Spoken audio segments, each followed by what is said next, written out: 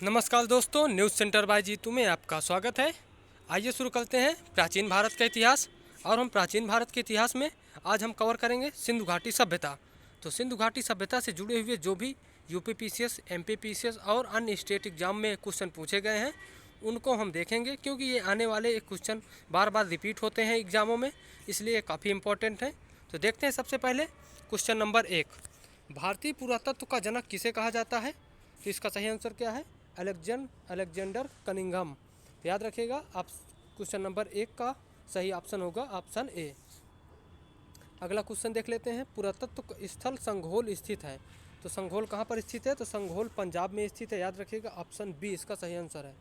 तो पुरातत्व स्थल संघोल कहाँ पर स्थित है? तो संघोल पंजाब में स्थित है।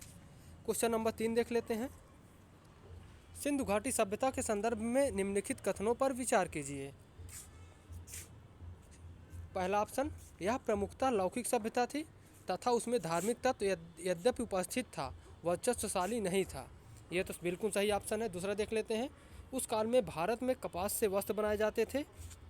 उपर्युक्त में से कौन से कथन सही हैं? तो इसका ये दोनों ऑप्शन सही हैं, अर्थात ऑप्शन सी फर्स्ट व सेकंड दोनों सही है। देख लीजिए, ये एमपीपीसीएस और आईएएस प्री का पेपर है। अगला क्वेश्चन देख लेते हैं, क्वेश्चन नंबर 4, निम्नलिखित में से कौन सा लक्षण सिंधु घाटी सभ्यता के लोगों का सही चित्रण करता है? तो उनके विशाल महान महल और मंदिर होते थे। तो बिल्कुल गलत, मंदिर नहीं होते थे। वे देवी और देवताएं दोनों को पूजा करते थे। ये बिल्कुल सही है। वे युद्धों में घोड़ों का प्रयोग आदि लोग करते थे। तो केवल ऑप्शन 2 अर्थात ऑप्शन बी इसका सही आंसर है।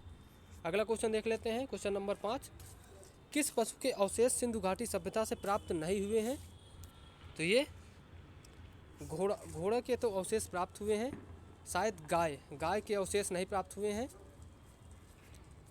ऑप्शन ये अभी इसमें देख लिए, इसमें भी अभी कन्फ्यूजन में है, क्योंकि छत्तीसगढ़ पीसीएस में पूछा गया है 2011 में।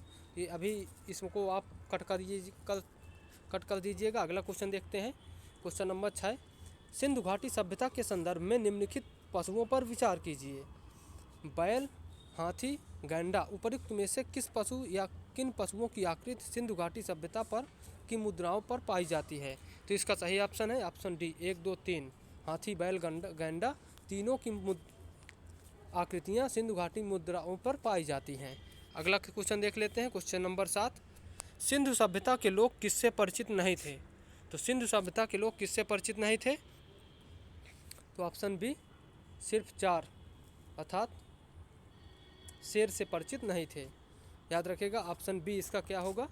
सिर्फ 4 से।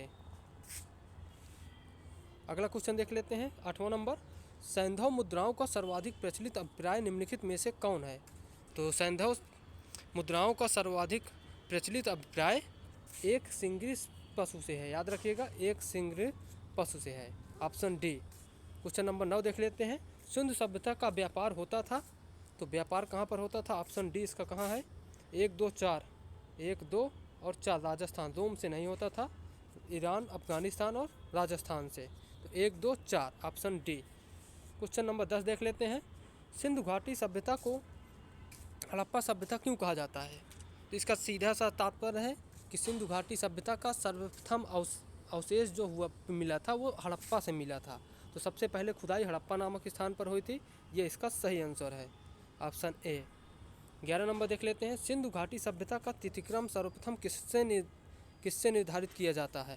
तो इसका सही आंसर है मेसोपोटामिया के अवशेषों के सापेक्ष कालक्रम से, ऑप्शन बी इसका सही आंसर है। क्वेश्चन नंबर 12, सिंधु सभ्यता में निम्न में से कौन सी चीज़ें पाई गई हैं? तो इसका सही आंसर क्या है? अन्नागार, 2 मंजिला भवन, स्नानागार। तो अन्नागार, 2 मंजिला भवन, स्नानागार। अगला क्वेश्चन देख लेते हैं, सैंधव सभ्यता के पतन के कारणों में सबसे महत्वपूर्ण कारण कौन था? तो इसका सही आंसर है आर्यों का आक्रमण। तो इसका सबसे महत्वपूर्ण कारण था आर्यों का आक्रमण। 14 नंबर, सिंधु सभ्यता के मापक किस गुणन के हैं? तो इसका सही आंसर क्या है? ऑप्शन सी 16 के गुणक के भार में। याद रखिएगा, 16, 64 और 128 इस प्रकार के इसके मापक हैं। तो ऑप्शन सी इसका सही आंसर है। अगला क्वेश्चन देख लेते हैं, सिंधु सभ्यता संबंधित है आद्य ऐतिहासिक युग। याद रखिएगा, जिस सभ्यता का लिपि और लिपि ज्ञात हो और उसको पढ़ा ना जा सके, उसको किस में रखा जाता है? तो ये आदि ऐतिहासिक युग। इसीलिए जो ऋग वैदिक काल हो उसको भी आदि ऐतिहासिक युग में रखा गया है, क्योंकि जो ऋग वैदिक काल के ग्रंथ लिखे गए हैं वो उत्तर वैदिक काल में लिखे गए हैं। इस कारण से उसको भी अभी तक हम आदि ऐतिहासिक युग में पढ़ते हैं। अगला क्वेश्चन 16 नंबर देख लेते हैं। सिंधु सभ्यता का कौन सा स्थान अब पाकिस्तान में है? तो हड़प्पा, याद रखिएगा ऑप्शन बी इसका, हड़प्पा पाकिस्तान में है। 17 नंबर देख लेते हैं। सिंधु घाटी की सभ्यता को जानने का मूल स्रोत है वहाँ पाई गई हैं क्या? ऑप्शन सी नागरों के अवशेष।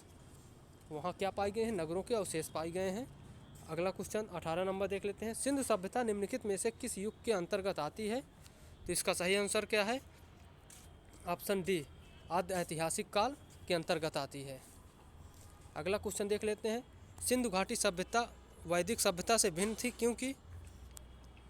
इसका सही ऑप्शन क्या है? ऑप्शन डी, इसके पास विकसित शहरी जीवन की सुविधाएं थी, इसके पास चित्रलेखी लिपि थी, इसके पास लोहे और अच्छा शस्त्रों के ज्ञान का अभाव था। Option D. क्वेश्चन नंबर 20 देख लेते हैं। सिंधु सभ्यता के बारे में निम्न में से कौन सा कथन असत्य है? तो इसका सही आंसर क्या है? ऑप्शन डी, वे लोहे से परिचित थे, ये गलत है इसका।